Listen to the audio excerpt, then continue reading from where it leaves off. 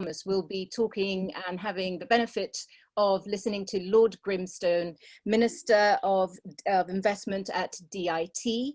But first of all, I would like to welcome the President, the Chair of the Council of Foreign Chambers of Commerce in the UK, Sharon Constanson. She will open with a few remarks, and then we'll go to the President of the Italian Chamber of Commerce in the UK, who is hosting the event, and then we'll pass on to the meat of the event, which is with Lord Grimstone. Over to you, Sharon. Deborah, thank you very much. And yes, sorry, I'm just having a look at the messages and I'm thinking, hold on, am I on mute or something still? My sincere apologies. Welcome everybody. It is lovely to see the number of people ticking up on the counter as you are joining our event. I am Sharon Constanson. I am the chairman of the Council for Foreign Chambers in the UK. I'm also the chairman of the South African Chamber of Commerce. There are 6 founding members for the Council of Foreign Chambers. We came together as a group initially, informally, back in the 1980s. And this group has looked after the interests of the foreign chambers within the UK, particularly within London. In the last year, we formalized that grouping of people into a legal entity, a not-for-profit organization limited by guarantee. And we are looking after the interests of all the foreign chambers working together. And at this point in time, we have just short of half of the foreign chambers have now already joined the Council for Foreign Chambers. So very exciting that our starting off point has been as successful. So we will be working together to help each other share resources, learn from one another, and most importantly, have the draw to have the nature of our guests today and the nature of the people that are attending today from such a broad market. I think we've got over 10 countries represented here today, just from the Chamber's perspective.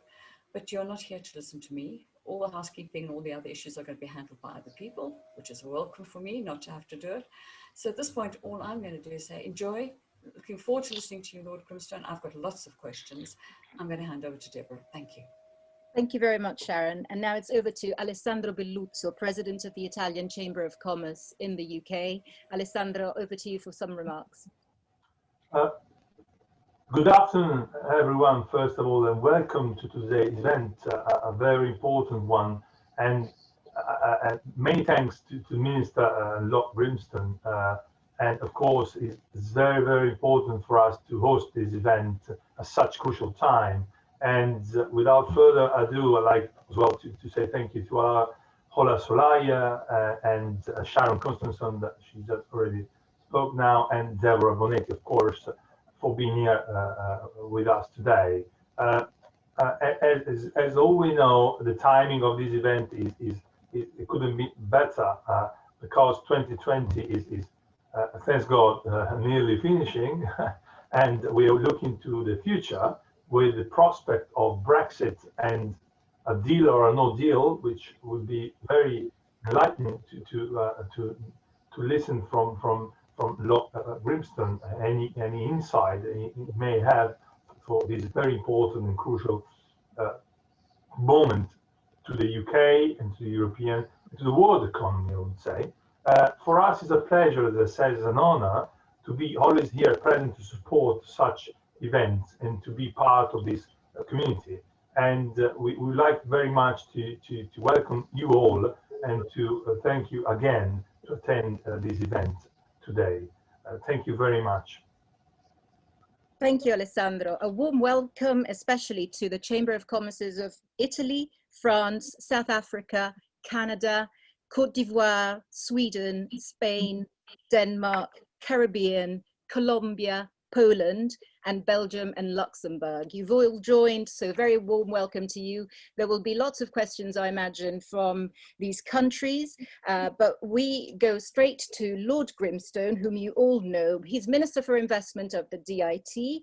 I believe, Lord Grimstone, you've also been given a slightly larger portfolio since Nadim Zahawi passed over to the vaccine rollout. So I imagine you're very, very busy, but also maybe you can tell us a bit more about what's going on with the famous trade deal that everybody's waiting for, given that just a few minutes ago, Ursula von der Leyen was giving us all hope. You also, I hope, will talk a little bit about the city and the importance of the finance sector, given that you know the city better than anybody. You've been at Barclays and Deloitte, and also you have been in investment for a long time, even working on privatizations with Margaret Thatcher. And you know particularly well India, China, the Gulf, as well as many other countries. So it's over to you for the opening remarks, and then we can start a conversation and introduce all the questions that will come up in the chat. Well, thank you very much, Deborah. Thank you, Sharon. Thank you, Alessandro. Very pleased to be doing this with you today. I'm very well aware of the important role that the Chambers of Commerce fulfill. And I think it's great that you've come together in this grouping. As you've heard, I'm the Minister for Investment. I'm a minister both in the Department for International Trade and in the Department for Business, Energy and Industrial Strategy. And I'm also responsible for our new Office for Investment in 10 Downing Street, which the Prime Minister announced just a couple of weeks ago. As you've heard, I was a businessman before I became a politician. I've been a minister for about 9 months now, so I've learned how to be a politician, but I'll try not to be too much of a politician today in speaking to you. And as you've heard, my business career has spanned banking, investment banking, asset management, insurance, and all sorts. Well, what a year! What a time to be talking together. I mean, quite simply, this is the worst year that I've ever experienced in my life. A year that has created so much sadness for so many people, and a year which has caused governments to have to take some very, very difficult decisions, striking the almost impossible balance between securing health and securing economic prosperity. Very, very challenging, and of course not just for our government, but for governments around the world. This has absorbed an enormous amount of bandwidth this year. The good news is, of course, that the vaccine is now being used. I think the figures I saw this morning said that 137,500 people have so far been vaccinated in the United Kingdom since Monday. And of course, that's going to be a very, very big factor in helping us come out of this crisis as we move into 2021. Well, our country, like many others, how did we respond to the pandemic economically? Well, effectively, we flooded the country with virtually free leverage. We brought in, and I won't go into details of this talk, a huge range of support measures, which was completely the right thing to do.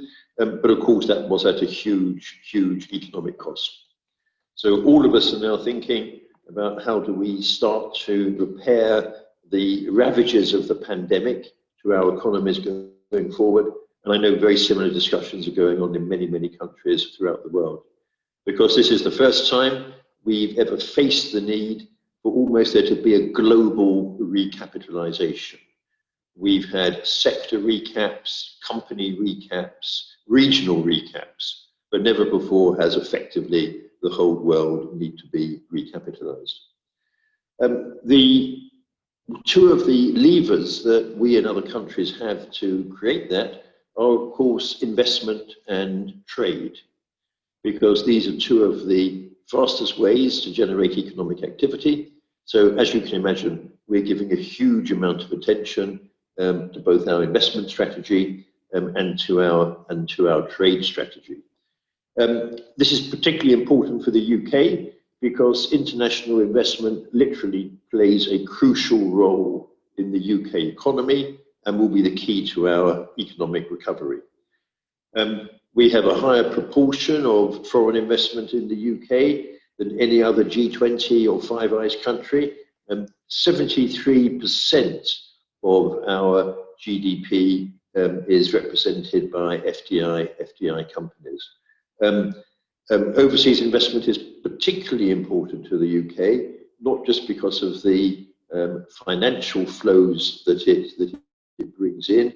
I think it's created something like 600,000 jobs in the UK in the last 10 years, but also because that foreign invested companies in the UK tend to be more productive than their British counterparts and tend to be more innovative than their British counterparts. So we effectively get three advantages from foreign investment: the economic flows, the productivity increases, and the increase in innovation.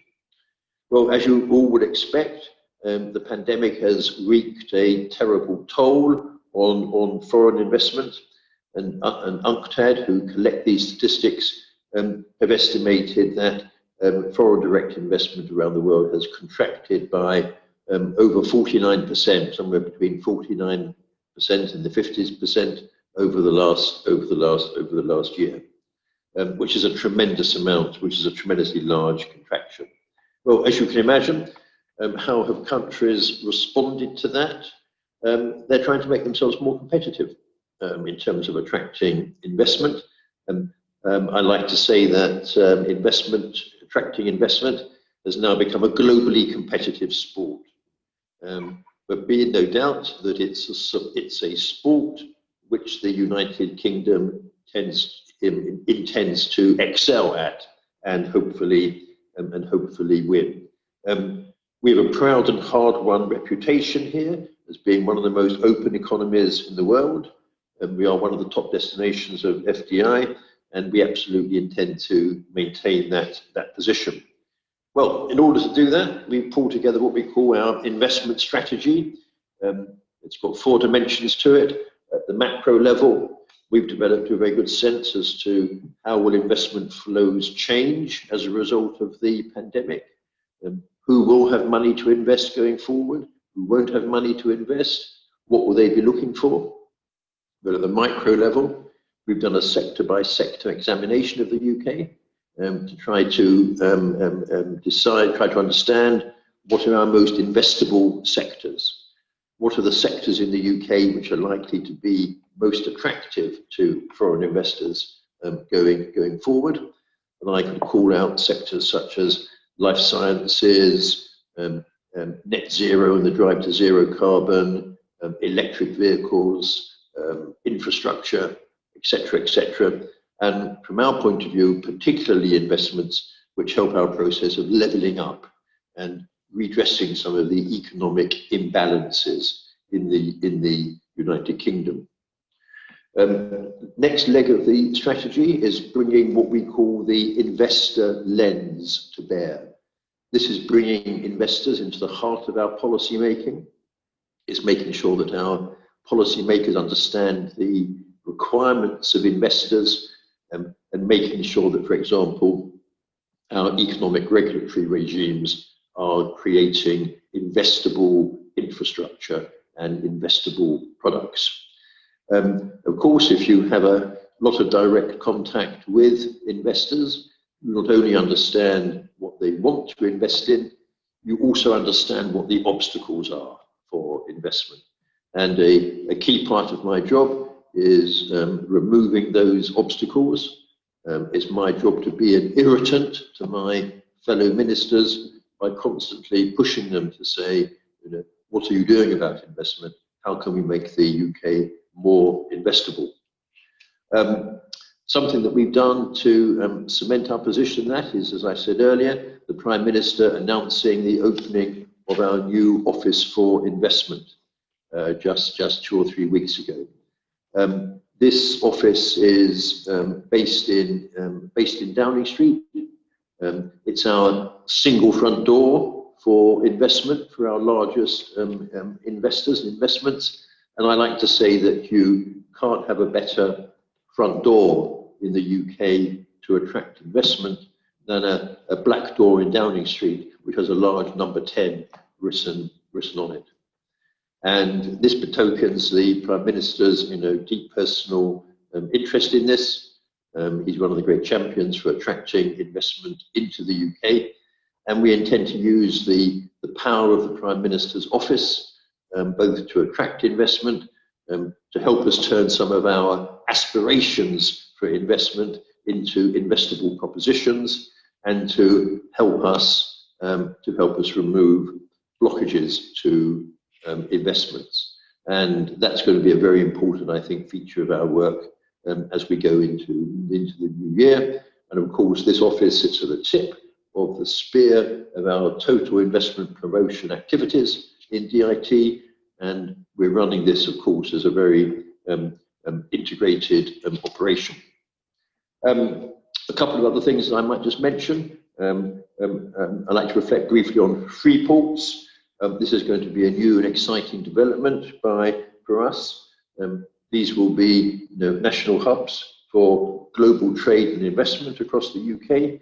It will intensify the economic impact of our ports. There'll be tax concessions, and of course what you would expect, to turn the areas around certain of these ports selected through a competition that Her Majesty's Treasury are running now. And I think that will be a great catalyst for economic activity as we go into next year. You have to see all this, of course, in the context also of our trade policy. As of yesterday, we had signed, I think it was 29 free trade agreements covering 57 countries. Now, that was a job of work which people said it would be impossible for us to do as we were leaving the European Union. And of course, our strategy there, and this very much integrates with our investment strategy, is to make the United Kingdom have it sitting at the centre of a web of free trade agreements going forward. So that if you do have a manufacturing or a service business located in the UK, you can take advantage of that network of free trade agreements around the world. Some of the noteworthy successes, of course, was the comprehensive agreement we signed with Japan just a month or so ago. Just this last week, the Trade Secretary was in Singapore, signing an agreement with Singapore, reaching agreement in principle with Vietnam, and of course we have ongoing negotiations with the United States. A small hiccup there whilst we go through the transition to a new president, so that will recommence again in earnest, I'm sure early next year. Negotiations with Australia and New Zealand, and most importantly, we intend to apply for accession to the comprehensive Trans-Pacific Trade Partnership early next year. And by getting this web of free trade agreements, of course, it will make Britain, as I said earlier, an attractive place to locate business, and will also add, I hope, to the investment attraction of the United Kingdom.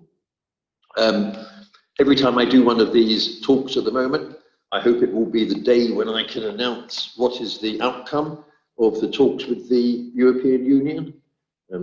Some days I'm positive that there'll be a positive outcome. Some days I'm negative that there'll be a negative outcome. I think the only good news is that, of course, these negotiations are now coming to their crisis, to their climax, and to their end. And there will be a moment sometime in the next few days when we know the outcome of these negotiations. I can't tell you what the outcome of the negotiations is going to be, not because I don't want to, but literally because I don't think anybody knows. We, of course, want a good, positive agreement with our European friends and neighbours, but there are some very difficult issues still that are being worked on and sorted out. So we've had to prepare for both eventualities, an agreement and not an agreement, because, of course, come what may, the United Kingdom will be at the end of its transition period. Gosh, what is it now, in 15, 16 days' time, and we will be out of the European Union. So on any analysis, the 1st of January will be very different from the 31st of December. And of course, a message I'll give to everybody on this call and all the firms that your chamber represents we have to prepare for any and either eventuality. So look, that was a pretty quick tour around my responsibilities. Obviously very happy now to go into a question and answer session and to answer anything that you would like to throw at me. So thank you for listening to me, and thanks for the great work again that you do on behalf of your members of the United Kingdom. Thank you, Lord Grimstone, and thank you for everybody who's putting in questions. I will start off the conversation, as we mentioned before, and ask you, you say that you are a bit of an irritant with your fellow ministers. However, you must have not been particularly successful in irritating them as it comes to the EU and the UK FTA, which you just mentioned. Nobody knows how it's going to go, but however it goes, it means that this country has, in the eyes of many, relinquished that position as being at the center of a web of FTAs, because the UK was very much a country of entrance for many other countries into the EU. It will no longer have that role. How do you propose and what can you say to all the countries that are listening to us today? What can this country do to make itself more appealing, given that it's actually removed itself from its biggest market?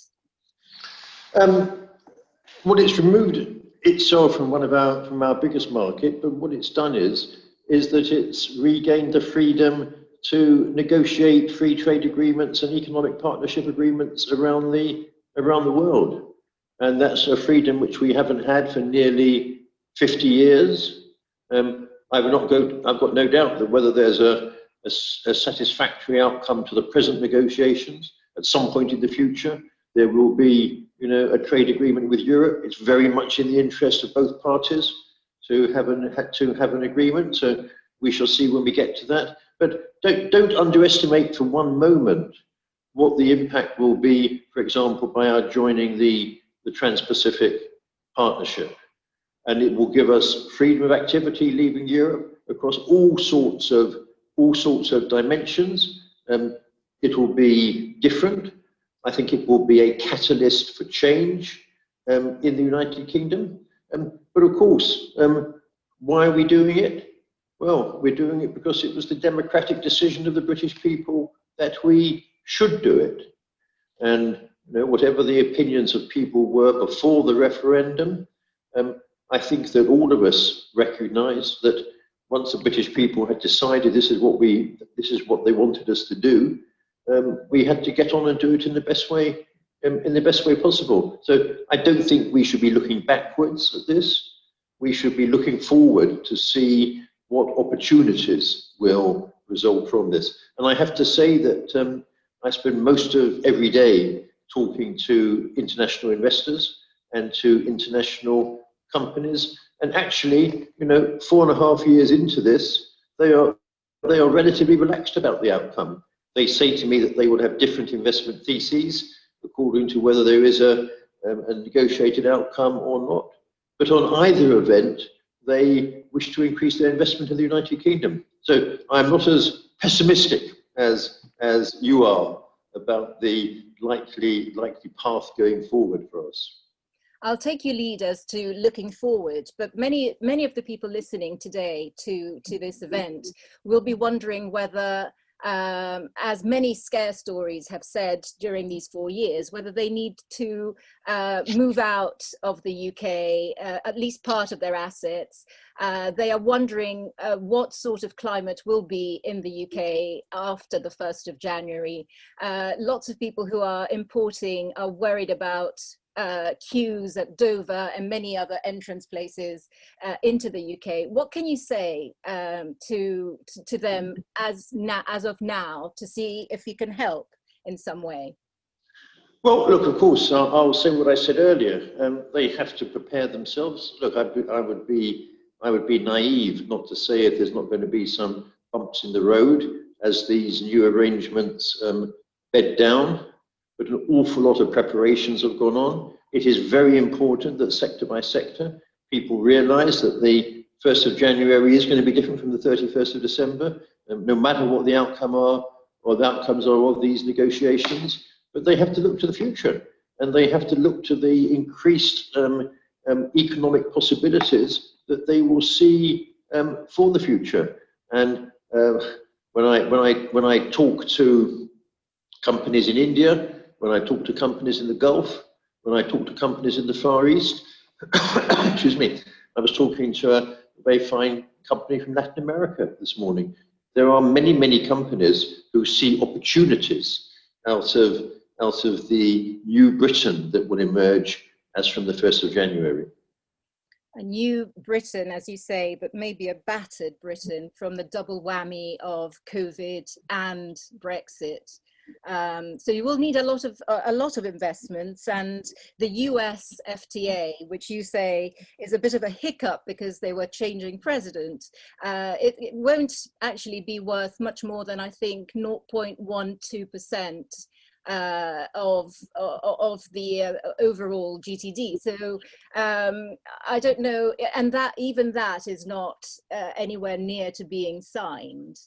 What is your first step after the 1st of January? Which countries are at the center of your line of vision? Where do you want to go and strike first? Yeah. Well, look, you're entirely entitled to your views, and of course I entirely respect them. I don't recognise the figures that you say. You're perfectly entitled to put a negative, sort of spin on all of this. But I think you will lose opportunity. If you want to view this through a glass half empty, I think you will. You will not be seeing the opportunities that exist there. The European Free Trade Negotiations have gone very well. They've been conducted with huge bipartisan contact. Many of the chapters of the agreement, the text, have been finalised. Of course, we all know in the negotiation of free trade agreements, nothing is done until it's all done. But I'm very optimistic about the likely outcome of that. Australia and New Zealand, I mean, those agreements also are going very well. They will be settled in 2021. And as I said earlier, we've had very strong signals from the 11 countries who are in the Trans-Pacific Partnership that they welcome accession from us. Japan, who is the chairman of the Trans-Pacific Partnership in the coming year, committed as part of the negotiations of the EPA with Japan to support our entry. I think Vietnam is the deputy chairman, they've committed to it. Many of the TPP countries have come out and committed to it. And I think this is where Britain will be looking to going forward. I've spent many years of my life doing business with Asia. There's huge possibilities in Asia, and this Trans-Pacific Partnership will allow us to take advantage of that to a far greater extent than it would have done if we had stayed members of the European Union. Thank you. I think you have to be an optimist in this particular fraction of time, but I think let's move on to the questions from our audience. And I'd like to start with Chris van Neerkerk, who is asking if you're hopeful that the city can maintain its position as a global financial centre, and does passporting arrangements with Europe help this? As chairman both of Barclays Bank and of Standard Life Aberdeen, before I became a minister, I was deeply involved in those two companies getting ready for Brexit. And I think all our large financial service companies are ready for the end of this year. Of course, the European Union, as it had a perfect right to, signalled that it thought that it wanted Euro business to be, I'm just simplifying this enormously, Euro business to be carried out in the Eurozone. So banks like mine, insurance companies like mine, we had to redeploy certain assets to locate those assets in the European Union.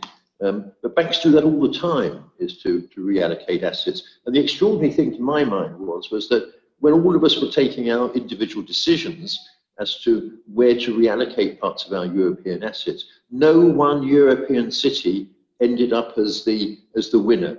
There was no winner takes all in relation to that. Some firms moved assets to Dublin, some to Paris, some to Frankfurt, some to Brussels, etc., etc. So there has been, and I would be, I would not be realistic if I didn't say so, maybe some, diminution of the strength of the UK financial services ecosystem around the edges. But in terms of the core of the system and its ability to function as a global financial centre, if I was to be completely frank, there is not a single other European city who comes anywhere near that. The job losses have been far, far fewer than some of the harbingers of doom were saying three or four years ago. And look, I'm sure one thing that your members have lived through and experienced in their businesses in the UK is the inventiveness and the adaptability of the city. The City of London has thrived for 600 years on its ability to adjust to different situations. And I've got no doubt that it will continue to do that. Thank you. I'll try to bunch a few together because some people are asking basically the same thing. So I'll put Leon Cook and Victor Hedenberg together, and they are basically asking what sort of competitive measures is Her Majesty's government going to introduce to keep the European companies that already have a footprint in the UK incentivized to continue to invest rather than moving elsewhere. And as a second part of the two questions is, are we looking at Singapore on Thames in terms of fiscal stimulus? Well, look, we will have to make ourselves competitive going forward, and we will have to make ourselves, competitive against other, competing countries. Some of which will be in Europe, some of which will be elsewhere. But we will have the flexibility to do that once we are in full control of our own rules and regulations over the 1st of January. But absolutely in no way do we intend to make this give rise to any sort of erosion of standards as far as we're concerned. I've heard some people, talk dismissively about the Singapore on Thames and talk about a race to the bottom. Frankly, I don't think a race to the bottom is a race that the United Kingdom would like to win. It doesn't suit our positioning. Our position is high standards, professionalism, innovation. And look, it may be surprising, but I think last year we attracted more venture capital than France and Germany put together. Absolutely, the statistics show that what's going to be happening in 2 or 3 weeks' time has not led to any diminution in some of these flows that are coming into the UK. And you have to say to yourself, why are we the venture capital of Europe? And saying we're sustaining this month in, month out against our European friends. It's because of the depth of innovation here and the depth of R&D here. So we will be maintaining our standards. And I say we will have the freedom of action to tailor, excuse me, to tailor our packages now to the circumstances of the UK. And that's what we intend to do. There are some questions on the free ports that you mentioned before. First of all, if they've gone out to tender, how is it possible to access that? And when are these free ports going to start operating? Well, what we call bidding prospectus was published by Her Majesty's Treasury on the 16th of November. That effectively sets out the framework within which free ports will operate, and this is allowing local areas to bid for free port status. People have a look at the. If you type free ports UK into Google, you'll find a way to get hold of these bidding documentations. There will be responses come into those bidding prospectuses, and the Treasury will use a list of criteria to decide which parts of the country to give free port status to. So it's absolutely not too late to be to be part of the consortiums that are going to be bidding for this. I hope it's going to be very exciting. And I look at things like offshore wind. I mean, remarkable what's going on in the North Sea at the moment in offshore wind. I was talking to a Danish developer, 2 weeks ago. Most extraordinary business that is developing there. The market capitalization of this Danish wind power developer, which I say with fantastic respect to them, people probably wouldn't have known of that company 2 years ago. Its market capitalization is now higher than that of BP. So tremendous opportunities, and we see that Freeports could well be focuses for manufacturing of offshore wind installations. I think we missed a trick by not attracting more of the supply chain to offshore wind to the UK. And again, that's the kind of thing which now we have freedom of action. We will do all we can to make sure not only that something like the North Sea is very successful as part of our drive to net zero, but it's successful in a way that drives economic activity into the UK. We have a question from Nicholas MacLean, who is asking about electric cars, which you mentioned a priority sector for FDI promotion. He says that surely no deal with the EU would make that a lot harder to achieve, given the highly integrated automotive supply chain at present between Britain and the EU, especially if there are tariffs from the 1st of January. What would you say to that? I would say let's wait and see the outcome of these negotiations. As I said, we haven't got long to wait until we know what the outcome of those negotiations are, and let's be optimistic about where we're going to get to with that. I think Britain's commitment to net zero is a very real commitment. Our stopping sales of petrol and diesel cars by 2030 and hybrids by 2035. I think was the right decision. But again, it's an example of how Britain, we intend to take a leadership role in this. We have the COP26 conference in Scotland at the end of next year.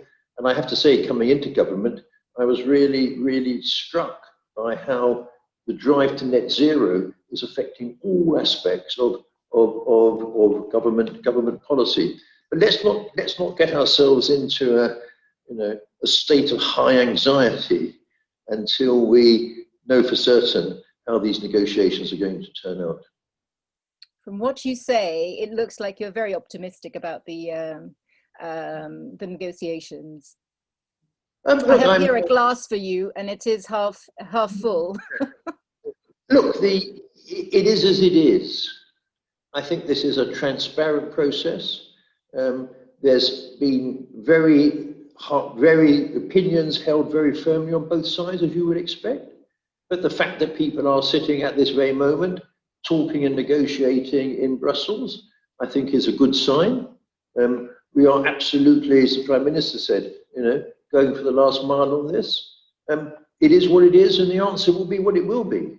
So, in my many years in business and my many years in banking and finance, the outcome will be what the outcome is, and we have to prepare ourselves for different alternatives. But out of these great changes, and I think this is a message I'd like to give to your members, out of these great changes come opportunity as well. And those companies which adapt most rapidly to the new world that we will be living in from the 1st of January will be the companies that will be most successful going forward. There is an interesting question from Tyrone Gunny, who asks, with the recent developments on the African Continental Free Trade Agreement, what is the UK strategy towards the African continent? We have been busily negotiating agreements with our African friends. I don't have the entire list at my fingertips, but for example, we negotiated agreements with Kenya and the Ivory Coast just a couple of weeks ago.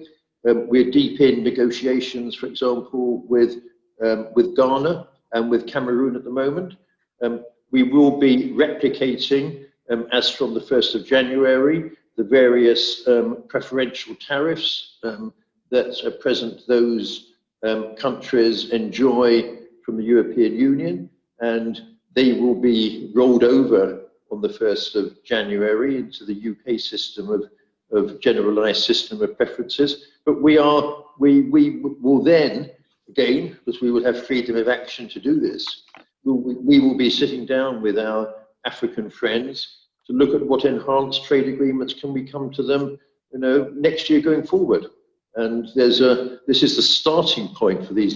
The critical first thing to do was to make sure that we could, from the 1st of January, roll over the tariffs that presently we enjoy by virtue of being part of the European Union. And in some ways, extraordinarily successful that we have done that so far with, whether it's 57 or 58 countries, the number changes all the time.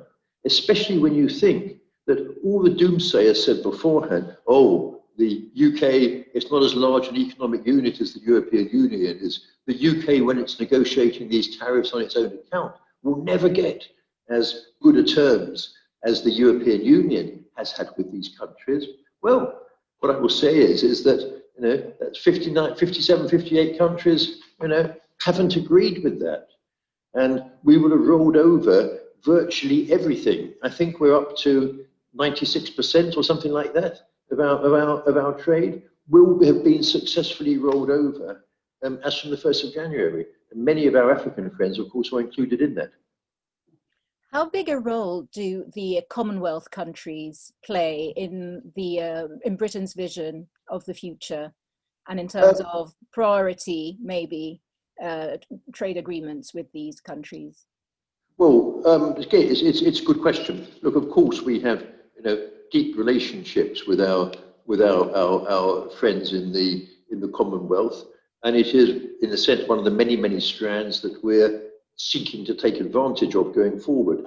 A country like India, I would say that discussions with India on free trade are as warm and positive as I've ever seen them. I've spent a lot of time working in India. My previous firms were large investors in India, so I'm very encouraged by what's going on there. The fact that we reached our agreement with Canada, Australia and New Zealand, as I say, coming along, many of the African countries, agreements with Singapore last week. So I think these countries are right up there. We don't negotiate with the Commonwealth as a bloc because, of course, the component entities are very different. But we have a huge respect and a huge friendship for our Commonwealth friends. You are known as being particularly close to China. And yet the Boris Johnson government has taken quite a tough line on China and on Beijing. How do you think going forward the trade with China will be, given that politically it's not in a favourable position at the moment? Look, I've chaired a very large business in China, a joint venture between one of my previous companies and a large Chinese company. And I've made many visits to China, and I've got a deep respect for the people of China, the culture of China.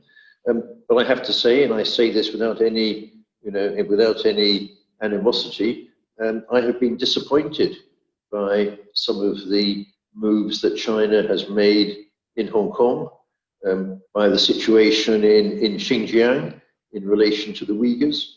And we think it right and appropriate to make our views known to China on those matters. I think we are clear-eyed about China. We don't want to be an enemy of China because both countries get huge mutual advantage, and that's the key, mutual advantage from trade and investment. But that, of course, shouldn't stop countries, as no doubt China does to other countries, pointing out where we think things aren't right. And we would not find it possible not to make our views known on some of the matters that are going on within China. But I think China is a realistic country. And of course, nowadays, relationships with countries are taken at all sorts of levels. So, we welcome investment and trade with China, but equally we will speak out very, very firmly if we believe that there are abuses of human rights, if China is not living up to its international obligations, as you would expect us to.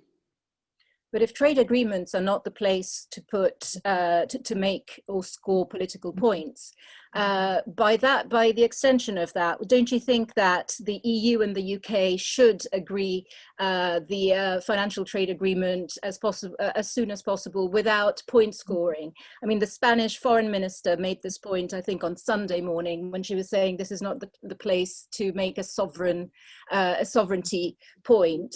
Isn't that in a way similar to what you've just said about China? Well, look, when people are in negotiations, they say all sorts of things, don't they? There's all sorts of tactics. I mean, I suspect many, many people on your call have seen this phenomenon where no matter what time you start a negotiation, you always seem to finish it 1 minute before midnight of the day when it's due to be done. There is just something about negotiations. They sometimes expand to fill the time available because of very, very fiercely held opinions on both sides. And what is a negotiation? It's a way of rationalising firmly held opinions and to see what middle ground there is. So, but as I've said before, we just have to hold our nerve and wait and see what the outcome is of this. Of course, the UK will be having a lot of bilateral agreements, whether there is an FTA or not with the EU. We've got a few questions asking if you've already started on those, and in particular, there's one on Italy. What sort of agreements can the UK and Italy look forward to signing together? Well, we haven't started on those because, as you can imagine, everybody's energy is, to try to sort out this multilateral agreement. And indeed, my understanding is that the European Union has instructed its members that they mustn't start negotiating bilaterally with the UK. So let's see where this multilateral negotiation gets us to over the next few days, and we should have another one of these conversations sometime in the new year. And we can review where we've got to on all of that. I think I'm going to hold you to that and move on to a question on South Africa, a specific one there. Where does South Africa feature in UK trade agreements and your investment agenda? Watkins. Okay, I'm virtually certain that we have signed a continuity agreement with South Africa. I think that has been done. I'm afraid I don't have the complete list of agreements that we have signed in front of me. Again, South Africa is a country with whom we have very good relationships, very good trading relationships, of course, very strong historical relationships. Africa generally, I'm holding an Africa Investment Summit in January next year as a follow-on from the very successful summit that was held a year ago. Promoting investment into Africa, out of Africa, is an important part of my job because I think it's incumbent on all of us to try to use the prosperity that comes from investment and trade to help countries who are less fortunate than we all might be. And then we have a specific question about Latin America from Tanya Hoyos. She says, what will the UK do to improve trade with Latin America once you're free from the shackles? I think I added that. I guess that came from you. We will do what we do now. We will have deep bilateral talks with companies and countries there, and we will look for opportunities. I mean, I've done roundtables in Colombia in the last month. I was speaking to Argentinian investors this morning, and there's a lot of possibilities there. A good one from Martin Watkins, who asks, where does Gibraltar feature in your plans for financial innovation? I mean, Gibraltar has been very successful in financial innovation. It's done that because of the entrepreneurialism and the skills of the Gibraltar people, I'm sure it will continue doing that. And then one from Nicholas McLean again, and he says, do the good prospects of an FTA with India imply a more open UK attitude on professional visas, as repeatedly stressed by Prime Minister Modi? Yes, I mean, for a number of years, I was co-chairman of the UK-India CEO Forum and co-chairman of the UK-India Financial Partnership. And the first of those serving the two prime ministers. Visas were a huge point of contention, but I have to say that since my colleague, the Home Secretary, announced our immigration rules and our pathways for skilled immigrants, which will be in place as from the 1st of January, I think those matters are now largely harmonious between the two countries, and certainly the large IT companies, the companies who need to bring staff backwards and forwards to the UK from India to fulfill their service contracts. And I think they are reasonably happy with the new systems that we have in place from the 1st of January. There's an anonymous attendee who wants to know that if the UK has made its views known to China, why does it not do the same with Saudi Arabia, especially concerning Yemen? I don't really like answering anonymous questions, so I might give that one a pass if you don't mind. Well, I'll ask you one then, one for the fisheries. Apparently it's 12,000 jobs we're talking about, and it's the last sticking point to the landing strip for the famed agreement with the EU. Do you think that's worth fighting for when you yourself just talked about 600,000 jobs coming in from foreign investment? I think it's a misnomer always to pick out one thing from these negotiations and to say that that is the sticking point. Views about fishing are held very strongly, both in the United Kingdom and in certain of the coastal states in Europe. I think because of historic and cultural matters. So I don't think this is just a question of numbers, but I think it would be a misnomer to think that all this you don't spend 4.5 years negotiating and have it then only turning, it seems to me, and I stress I have no knowledge of that, I'm not involved in the negotiations, but I don't think you spend 4.5 years negotiating for it to then depend entirely on the price of fish. But the thing is, shouldn't you be involved in the negotiations? After all, you're going to be the one picking up the pieces from what David Frost and his team are doing there in Brussels. You should be.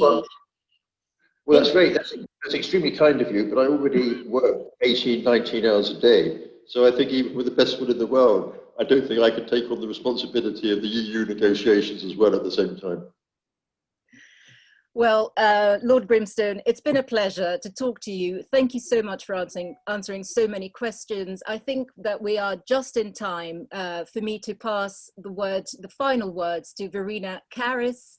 She's the Secretary General of the Italian Chamber of Commerce in the UK, and she will officially close this event. And I hope that we can have you with us again in the new year when all these mysteries will be solved. And thank you very much for the stimulating questions. I didn't agree with all of them, but I enjoyed answering them. Good afternoon. First of all, I would like to thank once again Minister Grimstone, Deputy Director Ola Salaya, Deborah Bonetti, Director of the Foreign Press Association, and all CFCC members for making this event possible. Today, Minister Grimstone provided some fresh insight to us all and answered our questions, helping both us, our chambers, and our members to future plan and adapt. As mentioned earlier by our president, it was a pleasure and honor for our chambers of commerce, one of the founding members of the new CFCC, actually, to host today's event. And we look forward to attending future events hosted by our colleagues. I would like to take this opportunity to wish you all a happy festive period and a bright 2021. See you next year. Thank you. Happy Christmas, everybody. Thank you. Merry Christmas. Happy Christmas.